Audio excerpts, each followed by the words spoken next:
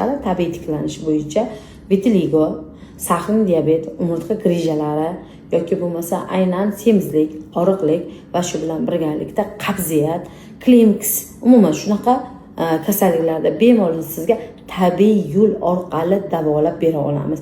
Tabiiy deganda nimani tushunasiz? Albatta, tabiiy mahsulotlardan olingan, ya'ni tabiiy narsalardan olingan tabiiy preparatlar va shu bilan birgalikda aynan Xitoy tabobati bo'yicha, sharqona tabobati bo'yicha davolaymiz.